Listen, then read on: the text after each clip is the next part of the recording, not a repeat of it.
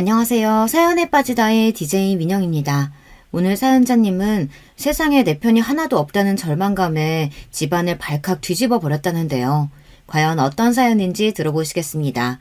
오늘도 두 가지 사연 준비되어 있으니 끝까지 함께 해주시고요. 그럼 오늘도 구독과 좋아요 잊지 말아주세요. 오늘의 사연 바로 시작해 볼게요. 안녕하세요. 저는 40대 여자입니다. 저는 40이 넘을 때까지 너무 바보같이 살았어요. 이런 말 제 입으로 하기는 부끄럽지만 사실 제가 온실 속의 화초처럼 세상 물정이라고는 모르고 살았습니다. 부모님께서 두 분 다 워낙 바쁘신 분들이라 저는 외할머니 손에 자랐어요. 결혼 전까지도 부모님과 함께 지낸 시간보다 외할머니와 함께 지낸 시간이 훨씬 더 많을 정도였죠. 외할머니께서 우리나라에서 유명한 무용수 출신이셨는데 저도 그런 할머니의 끼를 물려받았다며 할머니는 저를 무용수로 키우고 싶어 하셨어요. 사실 너무 어릴 때라 제가 끼가 있는지 무용을 잘하는지도 모르고 할머니 손을 잡고 따라다니며 시키는 대로만 했습니다. 물론 힘들고 지칠 때도 있었죠. 그런데 그럴 때마다 외할머니는 저에게 무용하기 위해 태어난 운명이라고, 그러니 조금 몸이 힘들고 지친다고 해서 절대 포기하면 안 된다고 하셨어요. 제가 무용을 그만두고 싶다고 할 때마다 할머니는 본인의 지난날의 사진과 비디오들을 보여주셨습니다. 저기 화면에 할머니 좀 봐봐. 얼마나 멋있고 아름다워. 우리 수정이도 무대 위에서 할머니처럼 보석처럼 반짝일 날이 있을 거야. 그날을 위해서 절대 포기하면 안 돼. 멋진 의상을 입고 자신을 한껏 뽐내는 할머니의 모습을 보고 있으면 꼭 공주님 같았습니다. 이 세상에서 제일 멋지고 아름다운 사람 같아 보였어요. 저도 할머니 말씀처럼 무대 위에 보석이 되고 싶었습니다. 공주님이 되고 싶었어요. 저는 할머니의 계획대로 예중 예고를 나와 대학도 무용과를 갔어요. 그러는 동안 한 번도 제 인생이 무용 아닌 다른 길로 흘러갈 거라고는 생각한 적이 없었습니다. 그런데 제 인생의 중요한 선택을 해야 할 때마다 엄마와 외할머니 간의 갈등이 있었습니다. 태어날 때부터 외할머니 손에 자란 저는 엄마보다 외할머니를 믿고 따랐어요. 외할머니가 하시는 말에 한 번도 토를 달아본 적이 없습니다. 그런 저를 엄마는 답답해 하셨어요. 그때도 제가 대학 입시를 준비하던 때였는데 외할머니께서 저를 보내고 싶어 하셨던 대학이 있었어요. 저는 중고등학교 6년 동안 그 학교만 바라보고 준비했습니다. 그런데 그렇게 오랫동안 준비를 했는데도 생각처럼 쉽지 않았습니다. 저는 그 대학에 떨어지고 말았어요. 다행히 다른 대학에는 붙었지만 외할머니는 성에 차지 않아 하셨습니다. 외할머니는 갑자기 저를 유학 보내겠다고 하셨어요. 수정이도 이제 성인인데 언제까지 엄마 계획대로 애를 휘두를 거야. 지금까지는 수정이도 좋아하는 것 같아서 나도 가만히 있었는데 이제는 아니야. 한국에 있는 대학도 붙었는데 굳이 왜 유학을 가? 엄마는 저를 외국으로 보내고 싶어 하지 않으셨습니다. 사실 부모님은 제가 무용하는 것에 대해 썩 좋아하시지 않았어요. 하지만 부모님께서는 항상 일이 바쁘다는 핑계로 하나뿐인 자식인 저를 외할머니에게 맡기고 신경을 쓰지 못했으니 외할머니가 하시는 일에 일일이 반대할 수 없었던 거죠. 하지만 제가 이미 다 큰 성인인데도 저의 미래를 외할머니가 좌지우지하는 게 마음에 들지 않았던 것 같아요. 부모님이 보시기에는 제가 몸만 크고 정신은 아직 어린애라고 생각하시는 게 가장 큰 이유였죠. 엄마가 애를 꼭두가시 인형처럼 키워가지고 애가 아직도 혼자 밥도 못 먹고 버스도 못 타고 다니잖아. 그러면 좀 어때? 돈이 없는 집안도 아니고 하나밖에 없는 딸 공주처럼 키울 수도 있지. 그전에도 엄마와 외할머니 사이가 좋았던 건 아니었지만 제 입시 문제로 더 많이 싸웠어요. 저는 20살이 될 때까지 혼자 밥을 먹거나 버스 지하철을 타본 적이 없어요. 외할머니께서 위험하다고 항상 24시간 저를 데리고 다녔거든요. 외할머니께서 일이 있을 때는 택시를 타게 하셨어요. 그래서 저는 연애 한 번 해본 적도 없고 친구들과 놀러 다녀본 적도 없습니다. 항상 외할머니와 함께였어요. 물론 저도 사람인지라 답답하고 친구들과 어울리고 싶었을 때도 있었죠. 그런데 지금까지 외할머니께서 저를 어떻게 키워주셨는지 그 노고를 알고 있는데 저라도 할머니와 싸우고 싶지 않았습니다. 웬만하면 할머니가 원하는 대로 해드리고 싶었어요. 어릴 때부터 느낀 게 저는 할머니가 없으면 이 세상에 덜렁 혼자 남을 것 같은 공포감이 항상 있었거든요. 저에게는 할머니가 전부였습니다. 할머니는 제 유일한 친구이자 부모였어요. 너도 지금이야 다 네가 혼자 잘나서 잘 먹고 잘 사는 줄 알지만 너도 내가 수정이처럼 키웠어. 그래서 지금의 네가 있는 거야. 엄마도 외동딸이라 어렸을 때부터 외할머니께서 지금의 저를 키우는 것처럼 키우셨대요. 심지어 외할머니께서 엄마를 낳았을 때는 유명한 무용수라 일도 바쁘셨을 텐데 엄마의 일이라면 절대 빠지지 않고 열성을 다하셨답니다. 외할머니는 엄마도 무용수로 키우려고 했는데 엄마는 연기가 없고 공부하는 재주만 있어서 대치동에서 유명하다는 학원이며 고액 과외를 시켜 공부로 성공시켰답니다. 엄마가 아무리 내 딸한테 열과성을 다해 키웠다고 해도 유학은 절대 안 돼. 난 우리 수정이랑 떨어져서는 절대 못 살아. 저는 순간 엄마의 말을 듣는데 저도 모르게 너무 화가 났습니다. 지금까지 살면서 부모님이나 할머니에게 큰 소리 칠 만큼 화를 내본 적이 없었는데 그때는 정말 화가 나더군요. 엄마야말로 내 유학을 왜 엄마 마음대로 가라 마라 하는데 엄마가 나한테 그럴 자격이 있어? 처음 보는 저의 모습에 엄마도 할머니도 당황하셨습니다.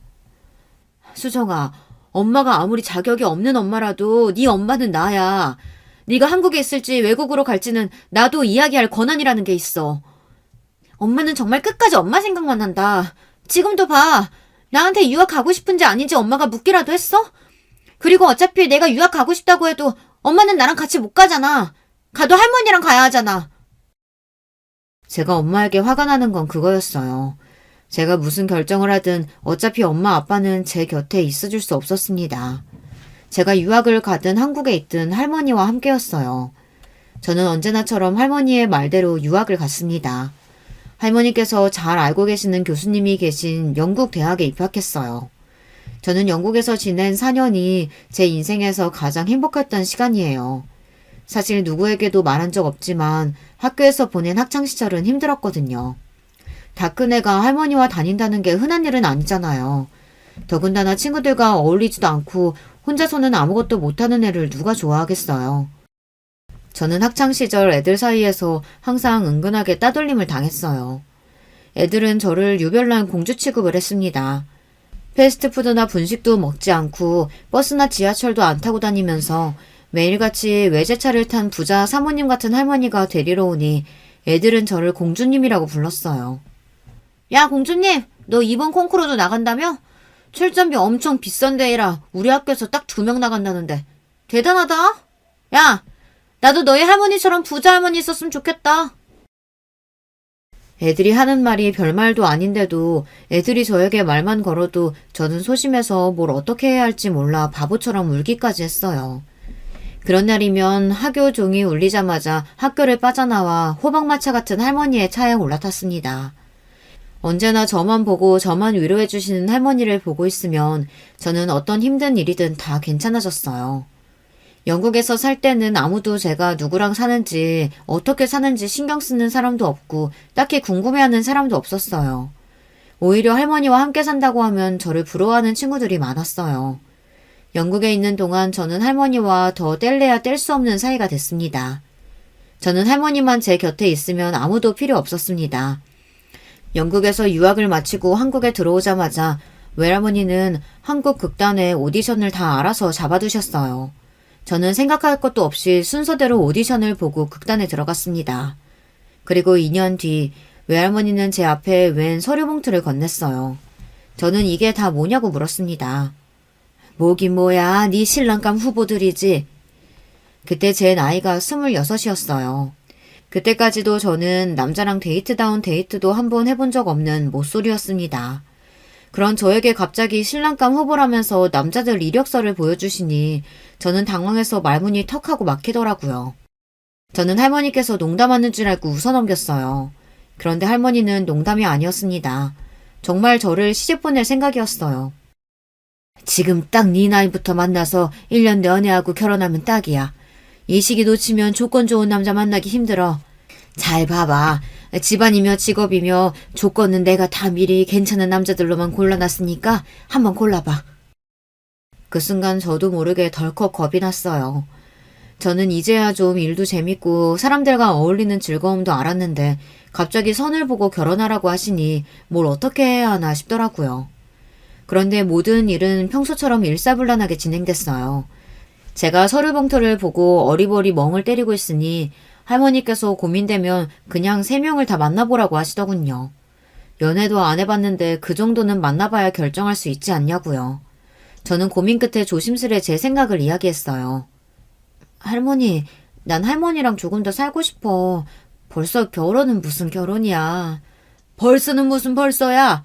여자가 나이 먹어서 애 낳고 키우는 게 얼마나 힘든데. 그리고 무용수라는 게 너 지금부터 길어봐야 1, 2년이야. 없는 집 애들처럼 너도 무용수 그만두고 동네에서 무용학원이나 하면서 허송세월 보낼래? 할머니처럼 돈 많은 남자 만나서 평생 우아하게 살아야지. 외할머니는 언제나처럼 계획이 다 있으셨습니다. 제가 영국에 유학 갈 때부터 아마 제 결혼을 계획하고 계셨는지도 몰라요. 네 엄마 봐라. 학창시절 내내 전교 1등만 하고 우리나라에서 제일 좋은 대학 나왔다는 애가 지금도 자기 새끼 공연하는 거 한 번 못 보고 평생 저렇게 병원에 갇혀서 살잖니. 내가 제일 후회하는 게 너희 엄마 병원에서 사내 연애해서 결혼하게 한 거야. 에휴, 그때 내가 말렸어야 했는데. 엄마 아빠 일은 바쁘고 나한테 관심은 없어도 둘이 잘 살잖아. 사이도 좋고.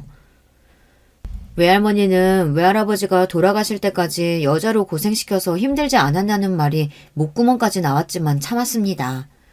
외할머니가 돌아가신 외할아버지 이야기하는 걸 싫어하시거든요. 너희 엄마 아빠야 둘 다 바빠서 서로 대면대면 살아서 그래.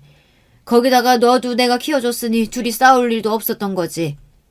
나 봐라. 네 외할아버지가 젊어서 그렇게 바람 피우고 할머니 마음고생 시키더니만 결국은 일찍 죽고 그 많은 재산 다 내 거 됐잖냐. 그러니까 너도 그냥 집안 좋은 남자 만나서 차분하게 애 키우면서 사는 게 제일이야.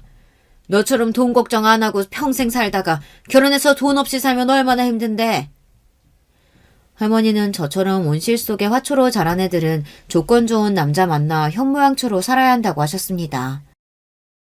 그래도 나도 이제 외국 나가서 공연도 해보고 싶고 공연 기획도 배워보고 싶은데.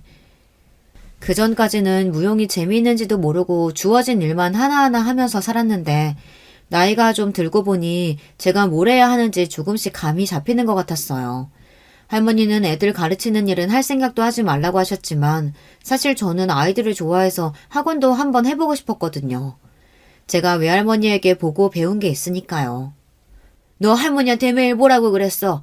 너도 나처럼 되고 싶다고. 나중에 자식 낳으면 나 같은 엄마가 되고 싶다고 했잖아. 일만 하다가 결혼식에 놓쳐서 괜히 별 볼 일 없는 놈 만나면 나중에 너만 고생해. 네 자식도 물론이고. 할머니의 말은 언제나 저에게 설득력이 있었습니다. 세상에서 저를 제일 잘 아는 사람이 할머니다 보니 당연한 일이었죠. 결국은 저는 할머니의 말대로 봉투 안에 있던 남자들을 다 만났습니다. 사실 외할머니는 3번째 남자를 마음에 들어 하셨어요. 집안 대대로 검사 집안에 남자는 판사였거든요. 저도 외할머니가 하도 칭찬하셔서 웬만하면 그 남자랑 잘해보려고 했는데 외모가 전혀 끌리지를 않았어요. 조건이 아무리 좋아도 결혼해서 평생 살 사람인데 도저히 정이 생기지 않으면 살지 못하니까요. 그러던 중에 엄마와 할머니 사이에 또 문제가 있었어요. 사실은 제가 대학을 졸업하고 한국에 들어왔을 때 엄마와 대판 싸웠어요. 저는 당연히 한국에 들어와서도 할머니와 살 생각이었습니다. 어렸을 때는 당연히 부모님 집에서 부모님과 함께 살기는 했지만 거의 매일 할머니 댁에 있었어요. 그러다 보니 저는 주소지만 부모님 댁으로 되어 있을 뿐이지 할머니 댁에 살다시피 했습니다. 더군다나 유학 가서도 4년 내내 할머니와 함께 살았으니 이제는 할머니와 함께 사는 게 저에게는 너무 익숙했죠. 그래서 저는 한국에 돌아와서 자연스럽게 외할머니 댁으로 들어갔어요. 그런데 그 일을 부모님은 이해하지 못하셨습니다. 네가 할머니 많이 좋아하고 따르는 건 아빠도 알지만 그래도 네 부모는 우린데 결혼하기 전까지는 우리랑 살아야지. 안 그래도 그렇게 갑자기 유학 가버려서 우리가 얼마나 아쉬웠었는데. 그래, 엄마 아빠도 이제 일 줄이고 너랑 시간 많이 보낼 거야. 앞으로는 엄마가 같이 살면서 너 많이 챙기고 보살펴줄게. 제가 할머니 댁에 들어가 살겠다고 한 게 부모님께서는 좀 충격이었는지 저를 잡으려고 노력하셨어요. 하지만 저는 오히려 그런 부모님이 이해가 되질 않았습니다. 내 나이가 몇인데 지금 와서 엄마가 날 보살피고 챙길 게 어딨어. 할머니도 이제 연세 드셔서 여기저기 아프고 힘든데 할머니가 지금까지 나 키워줬으니까 지금부터는 내가 할머니 옆에 있어줄 거야. 너 지금 그걸 말이라고 해? 엄마 아빠가 그렇게 유학 가지 말라고 붙잡아도 몇 년을 할머니 따라 영국까지 갔다 오더니만 이제는 아예 집까지 나가서 할머니랑 산다고? 엄마는 저를 이해하지 못했어요. 어떻게 낳아준 부모보다 할머니를 더 챙기냐고요. 엄마야말로 지금 와서 이러는 거 웃기지 않아? 우리는 그냥 원래 살던 대로 살면 돼. 엄마 아빠는 하루 종일 병원에서 수술만 하고 나는 할머니랑 있고. 저는 제 뜻대로 집을 나와 할머니 댁에 아예 들어가서 살았습니다. 워낙 본가에서 부모님과 함께 있는 시간이 많지 않아서인지 저는 할머니 댁에 있는 게 훨씬 더 편했어요. 그런 와중에 제가 할머니가 중매를 선 남자들을 만나고 다니니 엄마는 더 이해가 되지 않으신 거죠. 엄마는 할머니를 찾아와 노발대발했습니다. 수정이 얘 나이가 몇인데 선을 봐. 엄마 정말 우리 수정이가 엄마 꼭두가시 인형인 줄 알아? 내가 정말 엄마 때문에 수정이 아빠 볼 낯이 없다. 볼 낯이 없어. 이래서 애 키워준 공은 없다더니만 딱 그 짝이네 그 짝이야. 너 말이 나왔으니까 말인데 너나 네 남편이나 병원에서 한창 전공의로 공부하다가 둘이 눈 맞아서 애만 덜렁 낳아놓기만 하고 나한테 바로 떠넘겼잖아. 그래놓고 일절 신경도 안 쓰고 살았지. 그래놓고 이제 와서 뭐? 네 남편 볼 낯이 없어? 너희들이 수정이 키웠으면 이 정도로나 키웠을 줄 알아? 할머니도 엄마 말이 속상하고 서운한지 눈물을 잔뜩 눈에 머금고 울부짖었어요. 저는 그 모습을 보는데 할머니가 더 안쓰러웠습니다. 엄마는 할머니 속상하게 왜 그런 말을 해?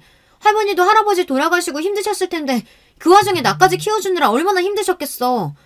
그놈의 일팽개로 맨날 애 떠넘겨놓고 고마운 줄도 모르고 매일 뭐가 그렇게 억울해서 할머니한테 큰 소리야? 아이고, 자식이라고 하나 있는 게 말하는 것 좀 봐. 난 다 네 생각해서 이러는 거야. 네 할머니 다 당신 욕심으로 자식들 힘들게 하는 사람이니까. 너 나중에 나한테 와서 후회나 하지 마. 어디 네 할머니 말만 들으면서 살아봐. 엄마는 저에게 앞으로 신경 끄고 살 테니 알아서 잘 살라며 소리를 지르고 가셨습니다. 그 이후로 부모님은 정말 저한테 일절 신경 쓰지 않으셨어요. 결혼하게 되면 청첩장이나 보내라고 했습니다. 그로부터 얼마 뒤 저는 결혼했습니다. 할머니의 말씀대로 26 꽃다운 나이에 결혼했어요. 남편은 선자리에서 만났는데 처음 봤을 때부터 호감이 갔어요. 외모도 서글서글하고 말도 잘하는 게 소심한 저를 잘 이끌어줄 것 같아서요. 직업도 의사라 매력적으로 느꼈습니다. 외할머니는 집안이 좀 우리보다 딸리는 게 별로라고 하셨지만 저는 오히려 그 점이 마음에 들었어요. 남편 직업이 의사인 것도 부담스러운데 만약 시댁까지 너무 잘 사는 집이면 제가 주눅이 들 것 같아서요. 저는 결혼하자마자 극단 일을 그만두고 전업주부로 살았습니다. 남편은 본인이 병원 일이 바쁘니 차라리 저도 일을 하는 게 어떠냐고 했어요. 혼자 매일 집에 있으면 외롭지 않겠냐고요. 평생 무용만 한 사람이 집에서 살림만 하면 답답하지 않겠어?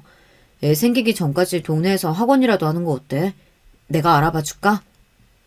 저도 일을 아예 그만두고 싶진 않았지만 할머니의 성화에 그럴 수밖에 없었어요. 할머니는 무용수는 예술가지 기술을 돈 주고 가르치는 사람이 아니라고 했습니다. 애 가는 것도 다 준비가 필요한 거야. 엄마가 몸이 편안하고 건강할 때 애를 가져야 똑똑한 애가 나오는 거야. 애 머리야 다 부모 닮는 거죠. 저 닮았으면 머리 걱정 안 해도 되니까 그런 걱정은 하지 마세요. 남편은 말하는데 거침없는 사람이에요. 처음에 저도 남편의 그런 점이 좋아서 끌렸습니다. 저는 항상 무슨 말을 할 때 마음속으로 몇 번이나 생각하고 말하는 사람이라 남편의 그런 점이 부러웠거든요. 그런데 할머니는 그런 남편을 마음에 들어하지 않았습니다. 밖에서 일하느라 바쁜 사람이 집안일까지 뭘 참견해. 애 갖는 거야 여자일이고 남자야 건강한 씨나 주면 되는 거지. 그러니까 김서방도 술 좀 작작 먹고 운동 좀 해. 나이도 있는데 술까지 먹으면 정자가 건강하겠어? 할머니도 참. 제가 의사인데 제 건강 하나 못 챙기겠어요? 그리고 제가 수정이 남편인데 아이를 언제 낳고 안 낳고는 저희가 알아서 상의할 문제죠. 남편 말이 다 맞았습니다. 할머니께서 저희 부부 일에 많이 참견하시기는 하세요. 더구나 남편은 다른 집안에서 자란 사람인데 할머니의 사고방식을 자꾸만 주입하려고 하시는 게 저도 불편했어요. 한 번은 그런 적이 있었어요. 제 생일이었는데 아침부터 할머니에게 연락이 왔어요. 미역국은 먹었냐고요. 안 먹었으면 끓여놨다고 가져다 주시겠다고 하셨습니다.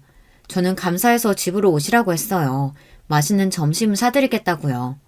그때까지 살면서 제 생일 미역국은 항상 외할머니가 끓여주셔서 저에게 일상적인 일이었습니다. 그런데 생각지도 못한 일이 벌어졌어요. 남편이 전날 새벽까지 수술하다 늦게 들어와서 아침에 자고 있었어요. 그런데 외할머니가 집에 오셨으니 남편이 좀 불편했나 봐요. 자다가 엉망이 된 얼굴로 할머니에게 인사를 하러 나왔는데 외할머니께서 한마디 하신 게 남편은 기분이 나빴나 봅니다. 결혼하고 처음 맞는 아내 생일인데 집에 있었으면 애 미역국이라도 좀 끓여주지. 이 시간까지 애 아침도 안 먹이고 잠만 잤나? 저 어제 새벽에 들어왔어요. 생일이야 자고 일어나서 챙기면 되죠. 저는 중간에서 어떻게 해야 할지 몰라 당황한 채로 멍하니 있었어요. 그런데 외할머니는 그런 남편이 괘씸하셨는지 미역국을 가스레인지에 올리면서 혼자 중얼거렸습니다. 아무리 피곤해도 한 집에 있으면 밥은 같이 먹어야지. 어이구, 암튼 사는 놈들은 다 자기밖에 몰라요. 그때였습니다. 타이밍도 기가 막힌 게 하필이면 그때 저희 시어머니께서 집에 오셨어요. 시어머니 딴엔 며느리인 제 첫 번째 생일이라고 미역국이랑 먹을 걸 좀 가져오셨더라고요. 이미 와 계셨던 외할머니를 보시고 시어머니는 반가워서 인사를 했는데 외할머니께서는 썩 달갑지 않은 투로 인사를 했습니다. 그때 눈치가 빠른 시어머니께서 남편의 등을 토닥였습니다. 우리 아들이 병원에서 얼마나 능력을 인정받는지 병원 수술은 혼자 다 하나 봐요. 아이고, 우리 아들 어제도 늦게 들어왔지? 얼굴이 아주 반쪽이 됐네. 그러게요. 수술도 많고 피곤할 텐데 매일 시간만 나면 친구 만나고 술밥 먹고 다니니 얼굴이 반쪽일 수밖에 없죠. 외할머니의 말에 순간 집안 분위기가 고요해졌습니다. 남편이 평소에 술을 많이 먹기는 해요. 병원 일이 바쁜데도 시간만 나면 친구들을 만나 고주망태가 되어 들어옵니다. 남편이 그러는 게 제가 싫어서 할머니에게 몇 번 하소연한 적이 있었는데 할머니께서 그걸 마음에 담아두셨나 봐요. 남편을 볼 때마다 술 먹지 말라고 잔소리를 하시더니 시어머니 앞에서까지 하셨어요. 시어머니도 세상에서 자기 아들이 제일이라고 생각하시는 분인데 할머니의 말에 기분이 상하셨는지 순간 얼굴이 굳었습니다. 병원 일이 얼마나 힘들고 고되면 술을 의지하겠어요. 이래서 우리가 능력만 좀 있으면 개인 병원이라도 좀 차려주고 싶다니까요. 시어머니는 툭하면 제 앞에서도 남편 병원을 차리고 싶다는 말을 하셨어요. 그게 은근 저에게는 저더러 차려달라는 말처럼 들렸습니다. 누구네 처가에서는 강남에 병원을 차려뒀다더라. 원래 의사 사이 보면 다 처가에서 해주는 거라더라. 이런 말도 하셨죠. 저처럼 눈치가 없는 애도 알아들을 정도다 보니 그런 소리를 할머니에게 한 적이 있었는데 할머니께서 콧방귀를 뀌셨어요. 남자네 집이 얼마나 능력이 없으면 처가에 손을 벌리려고 하냐고요. 그럴 때마다 할머니는 항상 그때 판사랑 결혼했어야 한다고 자꾸 잔소리를 하셔서 저는 웬만하면 남편 욕이나 시댁 욕을 할머니에게 안 하고 싶은데 그게 쉽지 않았어요. 저에게는 할머니밖에 없으니까요. 그런데 그때였어요. 할머니께서 시어머니가 많이 거슬리셨는지 참지 않으시고 말을 뱉었어요. 아들 고생하는 게 싫으면 병원 하나 차려주면 되지 뭘 고민해요. 하긴 병원 차리는 게 한두 푼도 아니고 사돈 두 분이 애들 가르쳐서 차려주시려면 몇십 년은 걸리겠네. 시부모님이 목동에서 학원을 운영하세요. 사실 남편이 의대 다닐 때만 해도 학원 건물이 자기네 거였다는데 시아버지께서 주식이니 비트코인이니 여기저기 투자했다가 많이 돈을 날리셔서 지금 건물을 내놨다고 하더라고요. 어머머? 사돈어른, 우리가 비록 지금은 건물도 내놓고 힘들게 살지만 아들 둘 다 의사에 약사 만든 사람들이에요. 다들 우리를 얼마나 부러워하는데요. 시어머니께서도 평생 공부만 하시고 학원만 운영하신 분이라 말은 지지 않고 잘해도 사람이 독하지는 않아요. 하지만 저희 할머니는 지독하신 분입니다. 기면 기고 아니면 아니에요. 평생 누구 눈치를 보고 살아본 적이 없는 분이다 보니 거침이 없습니다. 우리나라에 널리고 널린 게 약사랑 의사인데 부럽기는 뭐가 부러워. 의사니 약사니 다들 남의 건물에서 월세 내고 장사하면서 살더구만 뭐. 아이고, 내가 이래서 의사는 막노동이라고 싫다고 그렇게 말을 했는데 헛똑똑이 같으니라고. 할머니는 혼잣말처럼 중얼거리셨지만 다 들렸어요. 할머니의 말이 끝나자마자 시어머니는 손을 부들부들 떠시더니 저에게 생일 축하한다고 딱 한마디 하시고는 집을 나가버리셨습니다. 남편은 저를 한번 쓱 흘겨보더니 시어머니를 따라 나갔어요. 할머니는 아무리 그래도 시어머니 앞에서 막노동이니 뭐 그런 소리래. 저는 아무래도 상황이 민망해서 할머니에게 투덜거렸습니다. 그런데도 할머니는 당신이 잘한 거라고 하셨어요. 너희 시어머니 은근 자기 아들 의사라고 자꾸만 내 앞에서 뻐기는데 아주 재수없어 죽겠다.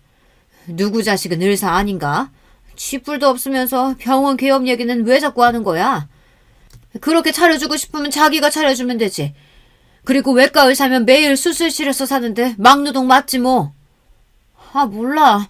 할머니도 김서방한테 자꾸 뭐라고 하지 마. 안 그래도 수술 많아서 피곤해하는데 집에서까지 힘들게 하면 되겠어? 아이고 자기 남편이라고 싸고 돌기는. 남편 없는 할머니 외로워서 살겠냐? 눈치 없는 할머니 빠져줄 테니까 네 남편이랑 생일상 맛있게 차려 먹어라. 외할머니는 바로 집에 가려고 하셨어요. 저는 제 말에 혹시나 할머니께서 서운하셨나 싶어 점심이라도 드시고 가라고 했습니다. 그런데 할머니는 한상코 괜찮다고 하셨어요. 그때 남편이 들어오길래 할머니를 집에라도 좀 모셔다 달라고 했습니다. 그런데 남편이 제게 버럭 화를 내더군요. 우리 엄마 저렇게 그냥 가게 해놓고 나더러 할머니를 댁에 모셔다 드리라고? 당신 생각이 없어도 너무 없는 거 아니야? 남편은 할머니에게 제대로 인사도 안 하고 방문을 세게 닫고 들어가 버렸어요. 할머니는 결국 택시를 잡아타고 댁으로 가셨습니다. 그런데 그날 사고가 났어요. 할머니께서 타고 가신 택시가 덤프트럭과 충돌하는 사고가 나서 할머니께서 급하게 응급실에 실려가셨다가 병원에서 사망하셨습니다. 저는 할머니 소식을 듣고 그대로 쓰러졌어요. 너무 충격을 받아서요.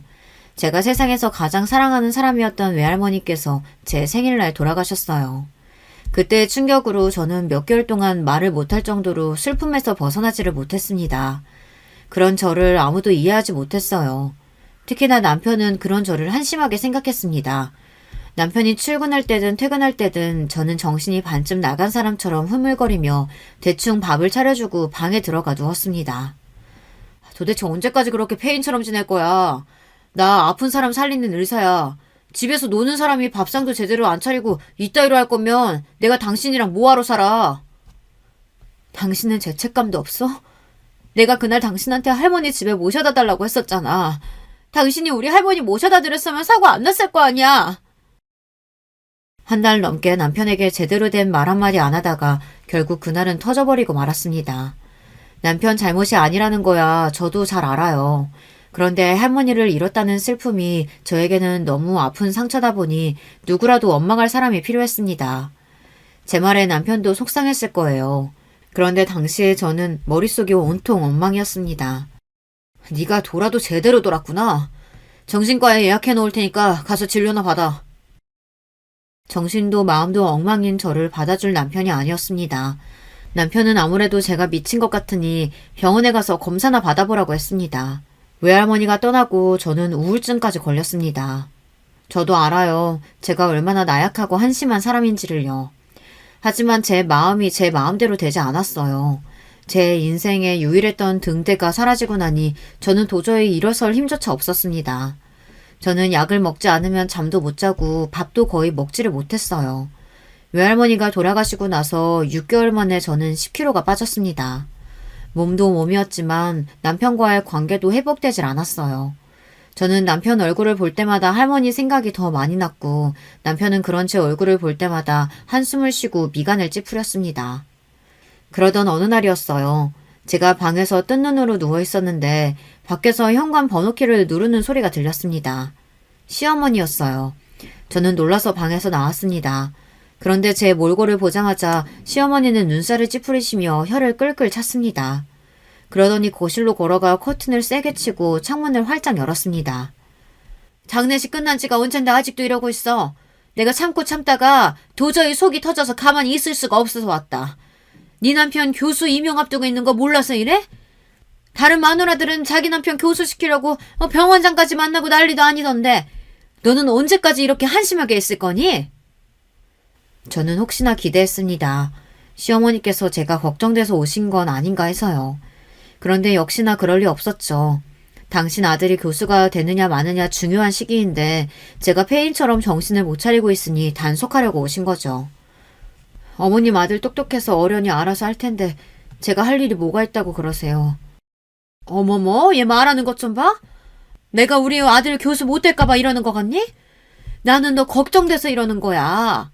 너 눈이 있으면 지금 당장 화장실 가서 거울 좀 봐라. 어떤 남자가 너랑 살고 싶겠니? 내 아들이 집에만 들어오면 귀신 나올 것 같아서 무서워서 들어오기가 싫대. 죄송해요. 저도 금방 털어내고 일어나려고 했는데 자꾸만 나쁜 생각만 들고 마음이 괜찮아지질 않네요. 저도 제가 이 정도로 나약한 인간인지 몰랐어요. 나이도 먹을 만큼 먹었으면 아무리 힘들고 서러워도 할 일은 해야 하는데 아무것도 하고 싶지 않았습니다. 저는 마음에도 없는 죄송해요라는 소리까지 하며 시어머니가 빨리 집에서 가버렸으면 좋겠다는 생각뿐이었었어요. 그런데 그때 간신히 참고 버티고 있던 제 앞에서 시어머니가 또 선을 넘었습니다. 도대체 너희 친정부모님은 네가 이 지경인데 어쩜 한 번을 들여다보지를 않으신다니? 결혼식 날도 식장에서 대충 얼굴만 비추고 사라지시더니만. 혹시 너희 부모님 자식 아닌 건 아니지? 저는 제가 정신이 없어서 말을 잘못 들은 줄 알았습니다. 그래서 시어머니께 다시 한번 물었어요. 무슨 소리를 하시는 거냐고요. 아무래도 이상하잖아. 상견례 때부터 지금까지 맨날 할머니라는 사람이 쫓아다니면서 유난이란 유난은 다 떨더니만 할머니 좀 죽었다고 손녀가 집안 다 내팽개치고 이런 거짓말을 하는 게 말이 되냐고. 나는 아무리 생각해도 네가 이해가 안 된다. 어머님이 뭘 한다고 마음대로 판단하세요. 집안일이고 남편이고 제가 다 알아서 할 테니까 어머님은 이제 좀 제발 가세요. 저는 시어머니께 그만 돌아가시라고 등을 떠밀었습니다. 시어머니는 뭐 이런 게 있냐며 저에게 화를 내셨지만 제 귀에 들어오지 않았어요. 이럴 때일수록 정신 똑바로 차리고 하루라도 빨리 애 만들 생각부터 해. 너 그래야 남편이 나가서 딴짓 안 한다? 이게 다 너 생각해서 하는 말이야. 시어머니는 집에서 쫓겨나면서도 말도 안 되는 소리를 짓거렸어요. 저더러 지금 당장 아이나 가지래요. 그래야 우울증에서도 벗어날 수 있다고요. 시어머니가 하는 말이 모두 다 싫고 원망스러웠지만 시어머니의 말이 전부 다 틀린 건 아니에요. 저는 시어머니가 돌아가시고 나서 순간 정말 내가 문제인가라는 고민에 빠졌어요. 저는 태어났을 때부터 외할머니에게 과잉 보호를 받고 자라면서 부족함이라고는 모르고 자랐다고 생각했습니다. 그런데 한편으로는 부모의 사랑을 받지 못했다는 게 외롭고 힘들 때도 있었어요. 학교에 행사가 있으면 다들 부모님이 오시는데 저는 항상 할머니가 오셨으니까요. 가끔은 할머니가 아니라 부모님이 와주셨으면 좋겠다 생각한 적도 있었습니다. 하지만 제가 그런 생각을 하고 있다는 걸 모를 리 없으셨던 할머니는 제가 외롭다는 생각이 들지 않도록 더 유난하고 유별나게 해주셨어요. 제가 조금 더 부족함을 느끼지 못하도록 말이죠. 그런데 제가 더 할머니에게 집착했는지도 몰라요. 이 세상에서 저를 가장 사랑해주고 내가 무슨 짓을 해도 다 용서하고 받아주는 유일한 존재라는 생각에 항상 할머니에게 기댔습니다. 남편이 있는데도 남편보다 할머니를 더 믿고 의지했어요. 저는 몸만 큰 어린애였습니다. 저는 변해야 했어요. 이제 더는 어디에도 제 그늘막이 되어주었던 할머니가 안 계시니 홀로 서야만 했습니다. 저는 홀로 서기를 하기 위해 가장 처음 생각한 게 아이를 갖고 싶다는 거였어요. 시어머니 말 때문에 아이를 가져야겠다라고 생각한 건 아니에요. 사실 결혼하고 바로 아이를 가지려고 했었는데 남편이 아직은 아이를 갖고 싶지 않다고 해서 차일피일 미뤘습니다. 그때 이후로 할머니께서 남편을 마음에 안 들어 하셨어요. 한 살이라도 젊을 때 아이를 가져야 하는데 아이 이야기만 나오면 말을 돌렸거든요. 사실 저도 그때는 할머니가 원하셔서 아이를 갖고 싶다고 하기는 했었는데 겁이 나기는 했어요. 제가 혼자 할 줄 아는 것도 별로 없는데 과연 내가 아이를 키울 수 있을까 걱정됐어요. 하지만 지금이라면 해낼 수 있을 것 같았습니다. 할머니에게 받은 사랑을 내 자식에게 쏟다 보면 저도 한 단계 성장하지 않을까 하는 기대가 있었어요. 저는 고민 끝에 작전에 돌입했습니다. 지금까지 남편과 계속 대면대면 지냈는데 갑자기 남편에게 아이를 갖자고 하면 분명 콧방귀를 낄 거예요. 저는 우선 남편과의 관계를 개선하기 위해 노력했습니다. 몇 달 만에 운동도 하고 미용실도 다녀왔어요. 그리고 집안 청소도 싹 하고 남편이 좋아하는 반찬과 음식들로 저녁상을 차렸습니다. 그리고 남편이 오기를 기다렸어요. 그런데 남편은 집에 올 시간이 훨씬 지났는데도 오지 않았습니다. 저는 걱정돼서 남편에게 전화했어요. 그런데 그때 웬 여자가 남편 전화를 받더군요. 어머, 안녕하세요. 저 김 선생이랑 같이 근무하는 송 선생이에요. 김 선생 잠깐 자리 비었는데 오면 연락드리라고 할게요. 남편과 같이 일하는 의사인지 목소리가 여우 같은 여자가 전화를 받더군요. 저는 순간 당황해서 저도 모르게 알았다고 하고 전화를 끊었습니다. 끊고 나니 후회가 됐어요. 누구인지 왜 이 늦은 시간까지 같이 있는지 물을 걸 하고 말이죠. 몇 시간 뒤 새벽이 되어서야 남편이 들어왔습니다. 저는 남편이 들어오는 소리에 빠르게 현관으로 나갔어요. 남편이 신경 쓰여서 한숨도 자지 못했거든요. 저를 보고 남편도 놀랐는지 웬일로 안 자고 기다렸느냐고 했습니다. 일찍 끝난다더니 왜 이렇게 늦었어? 회식이라도 한 거야? 대놓고 아까 그 여자는 누구냐고 왜 남의 전화를 받냐고 따지고 싶었지만 남편과 잘 지내겠다고 마음먹은 이상 말하기가 조심스러웠어요. 회식은 무슨... 송 선생, 당신 모르나? 나랑 대학 동기잖아. 최근에 병원 옮길 때 송 선생이 많이 도와줘서 같이 저녁 먹었어. 당신 병원 옮겼어? 저는 정말 모르고 있었습니다. 알고 보니 남편이 최근 다른 병원으로 옮겼더라고요. 당신 정신 못 차리고 있는데 내가 병원 얘기할 틈이 어딨어. 대우병원으로 옮겼으니까 당신도 알고 있어. 저는 그제야 정신이 번쩍 들었습니다. 제가 이 정도로 엉망이었나 싶더라고요. 아무리 힘들어도 아내라는 사람이 남편이 병원 옮기는 것도 모르고 있었다는 게 제 스스로에게 화가 났습니다. 그동안 나 때문에 당신도 힘들었지. 내가 살면서 이렇게 힘든 일은 처음이라 너무 힘들어서 옆에 있는 사람들 생각을 못했어. 미안해. 저는 아무래도 남편에게 제대로 사과를 해야 할 것 같아 진심을 담아 사과를 했어요. 놀란 남편은 애써 괜찮다며 이제라도 정신 차렸으면 됐다고 했습니다. 그래서 말인데, 자기야, 우리 이제 아이 갖는 거 어때? 저는 슬쩍 제 생각을 이야기했어요. 아이를 갖고 싶다고 했어요.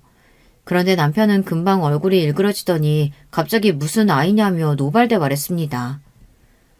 당신 할머니 돌아가시고 힘들다고 애 가져서 그 외로움 달래보자 뭐 이런 생각인가 본데 애는 그렇게 갖는 거 아니야. 책임감이 있어야지 책임감이. 외롭고 힘들어서인 건 맞는데 꼭 그것 때문만은 아니야. 당신 어머니도 애 가지라고 그러시고 우리도 애 생기면 관계가 더 좋아질 수도 있으니까. 당신 가만 보면 생각이 참 짧아. 우울증까지 걸려서 수면제까지 먹는 사람이 무슨 임신을 하고 애를 키운다고 그래. 임신하면 약 못 먹는 거 몰라? 남편의 말에 저는 할 말이 없었습니다. 제가 또 생각이 짧았나 보다 싶어서요. 남편 말이 맞아요.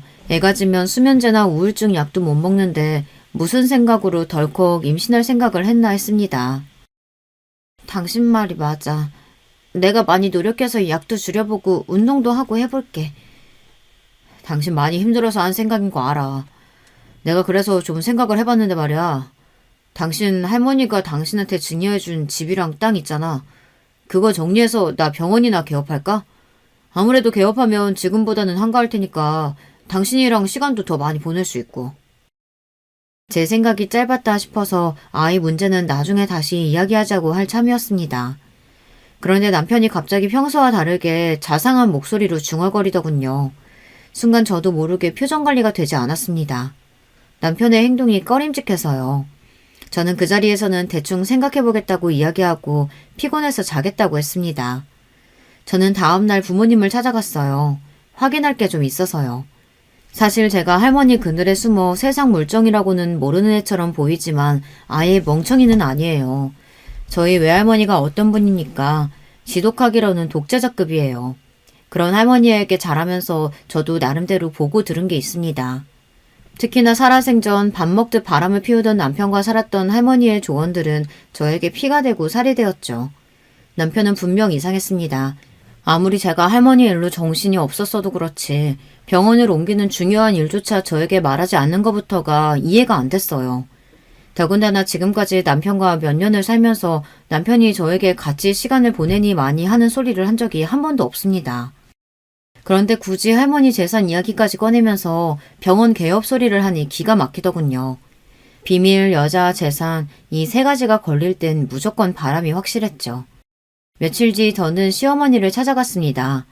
안 그래도 제가 시어머니를 뵐 일이 있기는 했는데 때마침 시어머니께 연락이 왔더라고요. 그런데 웬일로 시어머니께서 저를 주시겠다고 저녁상을 차려놓으셨어요. 제가 좋아하는 음식들로 잔뜩 준비하셨더라고요. 저는 이게 다 뭐냐고 오늘 무슨 날이냐고 물었습니다. 에이, 꼭 무슨 날이어야 상차리나? 너 이제 약도 줄이고 애도 갖고 싶다고 했다면서? 잘 생각했다. 잘했어. 남편이 또 어느새 이야기했는지 시어머니는 제가 아이를 갖겠다고 한 이야기까지 알고 계시더라고요. 저는 제가 아이를 갖겠다고 한 게 좋아서 상까지 차리셨나 했어요. 그래서 괜히 죄송스러운 마음까지 들었습니다. 그런데 제가 순진했습니다. 제 착각이었어요. 너희 외할머니 그렇게 꼬장꼬장 하시더니만 대단하긴 하시더라. 집이랑 땅이랑 다 하면 재산이 50억이 넘는다며? 아유, 그걸 다 자식도 아니고 어떻게 다 손녀한테 줄 생각을 하셨대? 시어머니가 뜬금없이 저를 부른 이유는 역시나 할머니 재산 때문이었어요. 너 그 집이랑 땅 그냥 그대로 줄 거야? 땅이야 그렇다 치고 집은 그냥 두면 금방 낡고 관리도 안 될 텐데 그냥 파는 게 낫지 않아? 시어머니는 저더러 할머니 집을 팔고 남편 병원 개업을 시켜주라는 소리를 잘도 돌려서 말씀하시고 있었어요. 순간 빡이 아주 제대로 치더군요. 잠시라도 이런 시어머니가 불쌍하다고 생각한 제가 더 싫었습니다. 결국은 저는 참고 있던 분노를 표출했어요. 어머니가 너무 뭘 모르시는 것 같아서 말씀드리는데요. 어머님은 제 아파트나 땅에 신경 쓰실 필요 없어요. 저 어머님 아들하고 이혼할 거예요. 제 말에 시어머니는 눈이 휘둥그레졌습니다. 그러더니 그게 도대체 무슨 소리냐고 언성을 높였어요. 저는 이때다 싶어 핸드폰을 꺼내 남편이 그 송 선생인지 뭔지 아는 여자의사와 주고받았던 메시지를 저장한 내용을 보여줬어요. 제 촉이 맞았더라고요. 알고 보니 남편이 그 송 선생인지 뭔지 아는 여자 때문에 병원을 옮긴 거였어요. 거기다가 그 여자랑 개업하려고 부동산까지 다니며 병원 자리까지 알아보고 다녔더라고요. 어머님 아들 지금 같은 병원 의사랑 바람 피우고 있어요. 안 그래도 증거 다 수집해서 이혼 서류 제출하기 전에 어머님께 말씀드리려고 온 거예요.